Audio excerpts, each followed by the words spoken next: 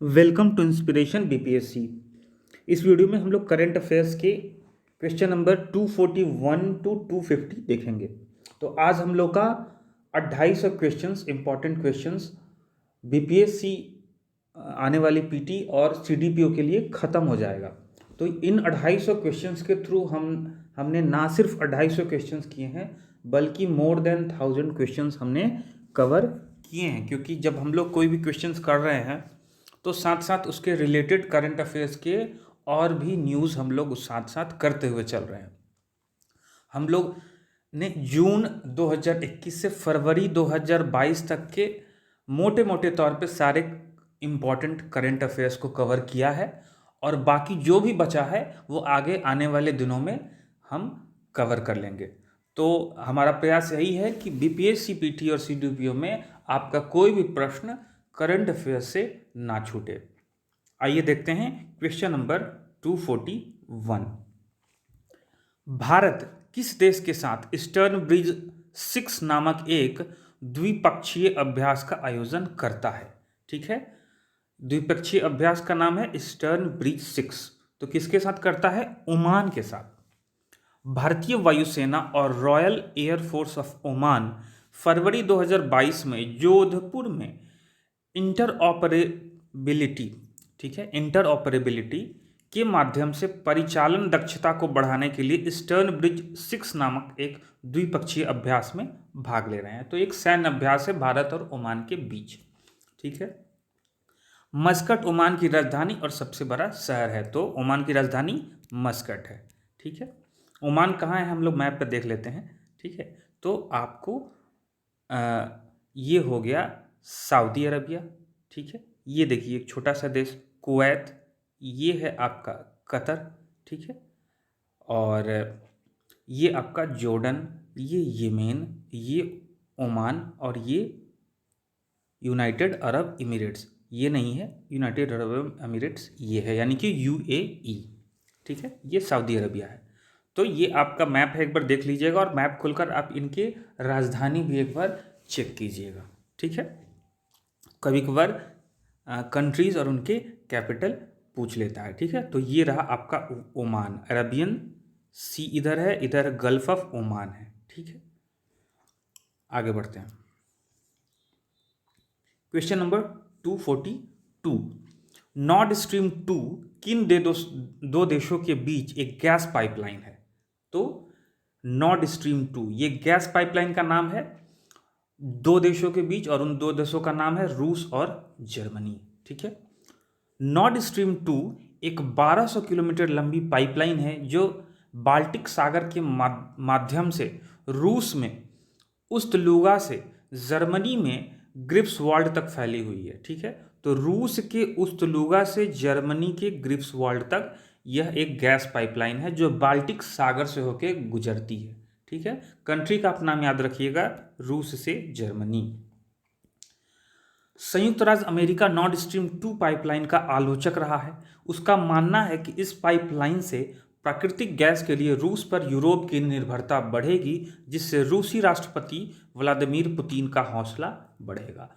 तो यूएसए नहीं चाहता है कि ये जर्मनी और रूस के बीच ये गैस पाइपलाइन का जो प्रोजेक्ट है वो हो, क्योंकि इससे क्या होगा कि उन यूरोप और रशिया में करीबी बढ़ेगी, जो अमेरिका नहीं चाहता है। Question number 243। India state of forest report 2021 के अनुसार भारत में कुल मैंग्रोव कवर कितना है? ठीक है, मैंग्रोव फॉरेस्ट के बारे में पूछ रहा है। तो ये है 4992 वर्ग किलोमीटर। ठीक है, कौन सा रिपोर्ट है? 2021 का। ये 2 वर्ष में एक बार ये forest report forest survey of India निकालता है। 2019 में ये रिपोर्ट आई थी, अब 2021 में आई है। तो मैंग्रोव कवर इस रिपोर्ट के अनुसार है 5000 किलोमीटर से 8 वर्ग किलोमीटर कम। ठीक है, 4992 किलोमीटर स्क्वायर। मैंग्रोव ने 17 वर्ग किलोमीटर की वृद्धि दिखाई है, मतलब पिछले 2 सालों में सिर्फ 17 वर्ग किलोमीटर की वृद्धि हुई है, कुछ खास वृद्धि नहीं हुई है। भारत का कुल मैंग्रोव कवर अब 4992 वर्ग किलोमीटर है। अब हम लोग थोड़ा सा मैंग्रोव फॉरेस्ट के बारे में जानते हैं, जहाँ से प्रश्न बन सकते हैं। ठीक है, सुंदर वन रिजर्व फॉरेस्ट दुनिया का सबसे बड़ा सन्निहित मैंग्रोव वन है। यह दुनिया का सबसे बड़ा है। कौन सा? Sundarban reserve forest. संपत्ति का 60% बांग्लादेश में और शेष भारत में है। तो इस वन का 60% भाग जो है वो बांग्लादेश में है और बाकी का 40% इंडिया में है। इसे यूनेस्को की विश्व धरोहर के रूप में सूचीबद्ध भी किया गया है। तो यूनेस्को वर्ल्ड हेरिटेज साइट के रूप में इसको सूचित किया गया है। यहाँ से भी प्रश्न बनता है। मैंग्रोव में अंधी जड़ें होती हैं जिन्हें न्यूमेटोफोर्स कहा जाता है। तो देखिए, जनरल साइंस में यहाँ से क्वेश्चन बन सकता है कि निम्नलिखित में से किन पौधों के जड़ों को न्यूमेटोफोर्स कहा जाता है। तो उसमें आपका सही उत्तर हो जाएगा मैंग्रोव्स।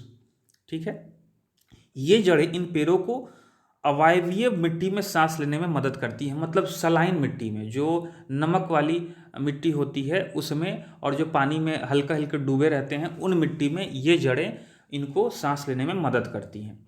उन्हें हेलोफाइट्स भी कहा जाता है। हेलोफाइट्स किस पेड़ों को कहा जाता है? जो नमक सलाइन वाटर में जो पौधे बड़े होते हैं। ठीक है, वे नमक सहिष्णु हैं। मैंग्रोव वन वृक्षों के बीज गिरने से पहले पेड़ों में ही अंकुरित हो जाते हैं।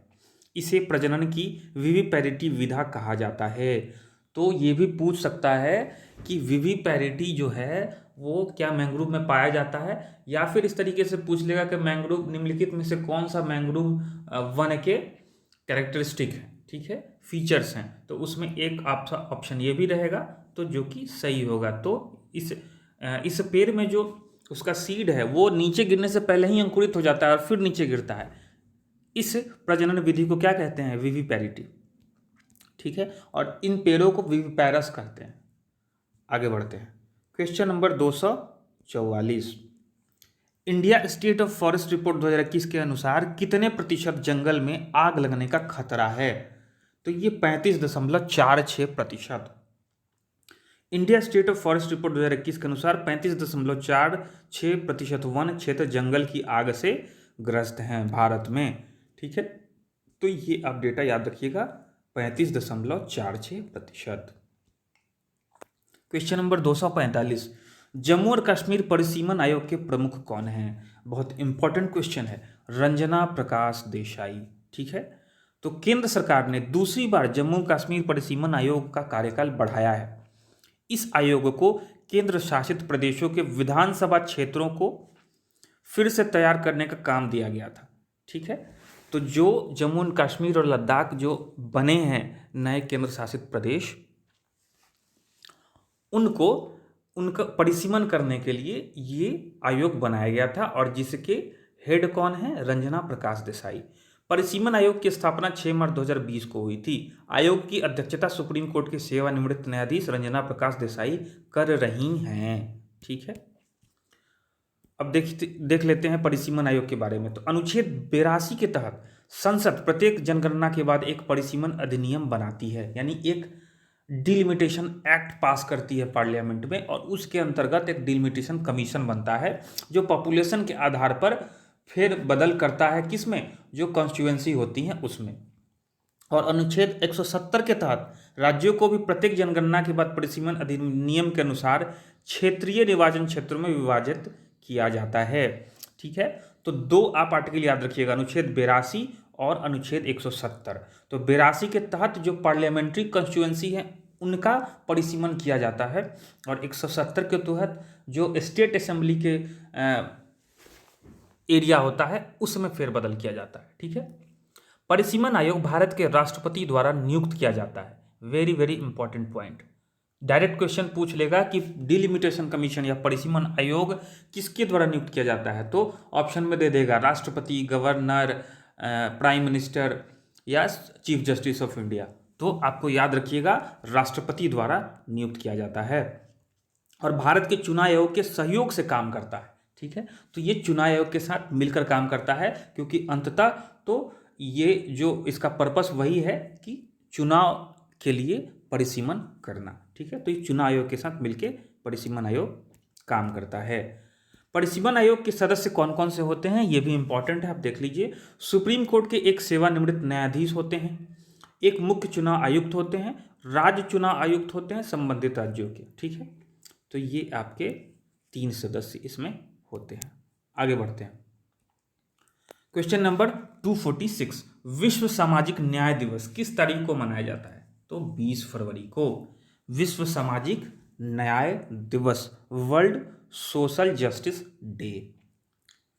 तो 20 फरवरी को विश्व सामाजिक न्याय दिवस प्रतिवर्ष मनाया जाता है। यह दिन सामाजिक न्याय को बढ़ावा देने की दिशा में काम करता है, जिसमें बहिष्करण, गरीबी, बेरोजगारी, लैंगिक असमानता, सामाजिक सुरक्षा, मानवाधिकार जैसे मुद्दों से निपटने के प्रयास शामिल हैं। अब फरवरी में और भी इम्पॉर्टेंट डेट्स जो हमें याद रखने चाहिए और जो प्रश्न जहाँ से बन सकते हैं वो उसको देखते हैं। तो विश्व आर्द्रभूमि दिवस हमने इसको बार बार किया है, फिर भी आप इसको एक बार रिवाइज कर लिए, 2 फरवरी, ठीक है। 2 फरवरी को ही रामसार जो कन्वेंशन था वो अडॉप्ट किया गया था, ठीक है, जो कि वर्ल्ड वेटलैंड डे यानी 2 फरवरी। विश्व कैंसर दिवस 4 फरवरी।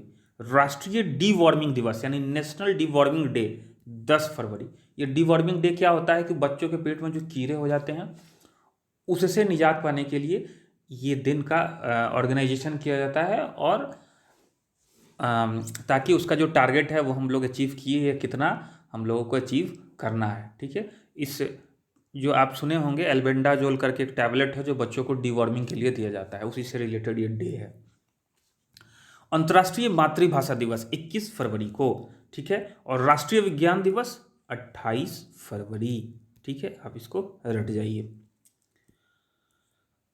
247, हाल ही में स्टॉर्म यूनिस चर्चा में था, ठीक है। स्टॉर्म यूनिस तूफान से कौन सा महाद्वीप प्रभावित हुआ, ठीक है। ये हिंदी में यूनिस है लेकिन इसको आप ऐसे इंग्लिश में EUNICE है, ठीक है। तो इससे कौन सा महाद्वीप प्रभावित हुआ? यूरोप। तूफान यूनिस ने 19 फरवरी 2022 को लंदन में पहली बार लाल मौसम की चेतावनी दी, ठीक है। यह 1984 के बाद से यूरोप में सबसे शक्तिशाली तूफानों में से एक था, जब ग्रेट स्टॉर्म ब्रिटेन और उत्तरी फ्रांस में आया था। तो 1984 में ग्रेट स्टॉर्म आया था ब्रिटेन और उत्तरी फ्रांस में, और उसके बाद ये सबसे मजबूत तूफान है जिसका नाम है यूनिस, EUNICE इंग्लिश में होगा और हिंदी में यूनिस, ठीक है। क्वेश्चन नंबर 248, कौन सा भारतीय शहर 223 अंतर्राष्ट्रीय ओलंपिक समिति सत्र की मेजबानी करेगा? तो मुंबई करेगा। मुंबई शहर 2023 अंतर्राष्ट्रीय ओलंपिक समिति सत्र की मेजबानी करेगा। इस आयोजन में 2030 शीतकालीन ओलंपिक मेजबान देश के लिए चुनाव और वर्ष 2028 के लिए लॉस एंजलिस में होने वाले ओलंपिक खेलों के लिए खेल कार्यक्रम देखा जाएगा। मतलब तय हुआ कि कौन कौन से खेल खेले जाएंगे। तो इंपॉर्टेंट ये है कि आप याद रखिएगा ये सत्र कहाँ होगा? मुंबई, भारत में। और 2028 में कहाँ हो रहा है? लॉस एंजलिस, USA में। वो पहले से तय हो चुका है, ठीक है। भारत में अब देखिए मुंबई से रिलेटेड हम लोग कुछ न्यूज़ है वो उसको यहाँ पे कवर करते हैं। भारत में पहली ओपन एयर रूफटॉप ड्राइव इन मूवी थिएटर का उद्घाटन नवंबर 2021 में मुंबई, महाराष्ट्र में रिलायंस इंडस्ट्रीज़ के जियो वर्ल्ड ड्राइव मॉल में किया गया था। तो ये क्या है? ये एक सिनेमाघर है। इस सिनेमाघर में सीटें नहीं होती हैं, आप डायरेक्ट अपने कार से जाइए और कार वहाँ पे पार्क कर दीजिए और वहीं से बैठे बैठे आप कार से ही देख सकते हैं। ये इस तरह का पहला ओपन एयर रूफटॉप ड्राइव इन मूवी थिएटर कहाँ? मुंबई, महाराष्ट्र में। चीन ने दक्षिण कोरिया को हराकर FFC महिला एशियाई कप भारत 2022 फुटबॉल का फाइनल DY नवी मुंबई में पाटिल स्टेडियम में जीता, ठीक है। तो चीन ने किसको हराया? दक्षिण कोरिया को। किस में? FFC महिला एशियाई कप फुटबॉल टूर्नामेंट, ठीक है, ठीक है। ये भारत के मुंबई में हुआ था। ये वेन्यू है, ठीक है। तो वेन्यू तो नहीं पूछेगा लेकिन पूछ सकता है कि महिला एशियाई कप फुटबॉल टूर्नामेंट किसने देश ने जीता? तो चीन ने जीता। ये आप याद रखिएगा। हुआ कहाँ था? तो भारत में हुआ था। देश के पहले ड्राइव इन टीकाकरण केंद्र का उद्घाटन मुंबई में मई 2021 में किया गया था, ठीक है। पहले ड्राइव इन मतलब अपनी कार से आपको बाहर निकलने की ज़रूरत नहीं है, कार लगाइए और आप कार में बैठे ही रहेंगे और बाहर से आपको कोई इंजेक्शन दे देगा और आप वहाँ से चले जाएंगे, ठीक है। और मुंबई 2023 में भारत की पहली अंडर सी टनल शुरू करेगी, जिसका निर्माण मुंबई के कोस्टल रोड प्रोजेक्ट के हिस्से के रूप में किया जा रहा है। तो 2023 में अंडर सी मतलब समुद्र के अंदर टनल बनाना शुरू होगा, कहाँ? मुंबई में, जो कि कोस्टल रोड प्रोजेक्ट का एक हिस्सा है। ओके। क्वेश्चन नंबर 249, ग्रामीण विकास मंत्रालय किस अंतर्राष्ट्रीय वित्तीय संस्थान के साथ रिवार्ड कार्यक्रम लागू कर रहा है? तो विश्व बैंक के साथ, ठीक है।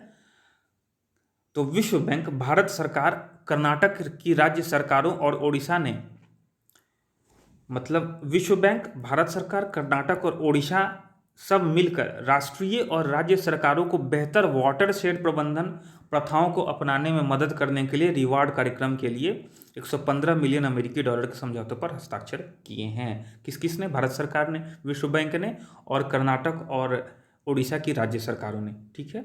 वाटरशेड, मोटा मोटी तौर पर आप जानिए कि वाटरशेड प्रोजेक्ट जो होता है वो पानी के संरक्षण से रिलेटेड होता है, लेकिन साथ ही साथ सॉइल कंजर्वेशन, सॉइल इरोजन को रोकना, क्लाइमेट चेंज से फाइट करना, ये सब चीज़ भी वाटरशेड मैनेजमेंट में होता है।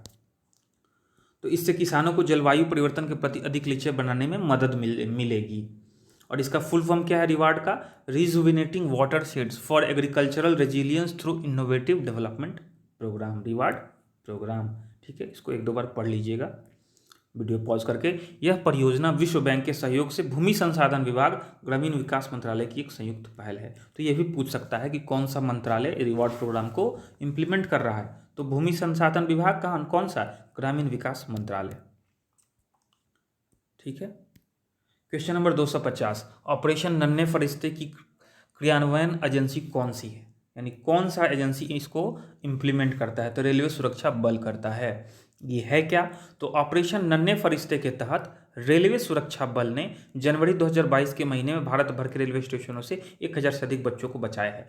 तो जो बच्चों की जो तस्करी होती है काम करने के लिए या फिर चाइल्ड लेबर के लिए, यहाँ से वहाँ लोग बच्चों को बेचा जाता है, उन सबको बचाने के लिए रेलवे प्रोटेक्शन फोर्स यानी कि रेलवे सुरक्षा बल ऑपरेशन नन्हे फरिश्ते चलाता है। तो रेलवे सुरक्षा बल के द्वारा अन्य पहल कौन कौन से हैं? ऑपरेशन महिला सुरक्षा, मेरी सहेली दस्ते और ऑपरेशन मातृशक्ति। तो ये चारों ऑपरेशन आरपीएफ चलाता है। तो 250 क्वेश्चन हम लोग के ख़त्म हो चुके हैं। आप सही तरीका, अगर आप इस करंट अफेयर्स को कवर करना चाहते हैं तो आप पहले इस वीडियोस को देखें और फिर नोट से पढ़ें। जब आप खाली समय बैठे हों और आपको पढ़ने की इच्छा ना कर रही हो तब आप वीडियोस को से रिवाइज करते रहिए, और जब आप एक्टिवली पढ़ रहे हों तब जो भी मैंने PDF प्रोवाइड किए हैं आप वहाँ से पढ़ सकते हैं, ठीक है। मिलते हैं हम लोग नेक्स्ट वीडियो में।